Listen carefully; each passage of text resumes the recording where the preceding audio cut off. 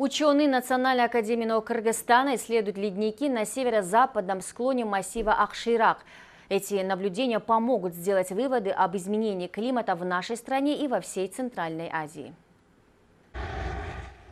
Акширак – один из дальних и заповедных уголков Тяньшаня. Группа ученых готовится к восхождению на ледник Лысы. Добраться до цели не так-то просто. На помощь приходят сотрудники отдела экологии Кумтора. С 2014 года совместно с правительством компания реализует проект по мониторингу ледников вблизи месторождения. Это было одной из рекомендаций, требований компании АМЕК, которая проводила аудит в 2013-2014 году, наняты правительством Киргизской республики.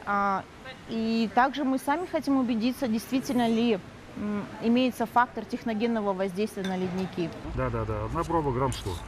Крупные камни выбрасываем, как балласт.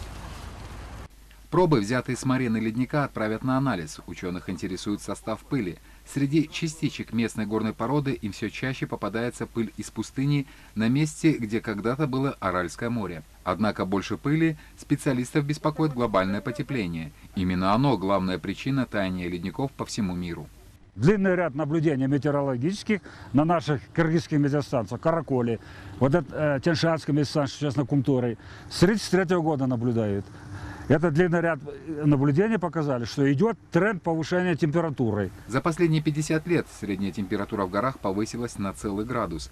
Но этого градуса вполне хватило, чтобы в Тяньшане начал резко таять лед.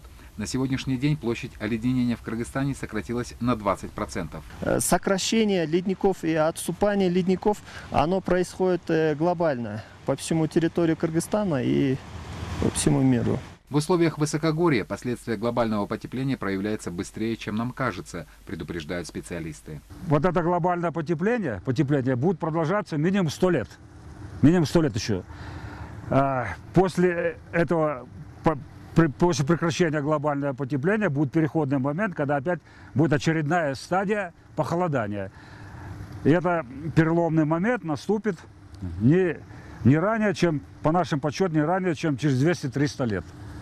1,5 километра. 1,5 километра по 30 метров, 50 проб. Сейчас гляциологи пытаются просчитать разные сценарии развития климатических событий.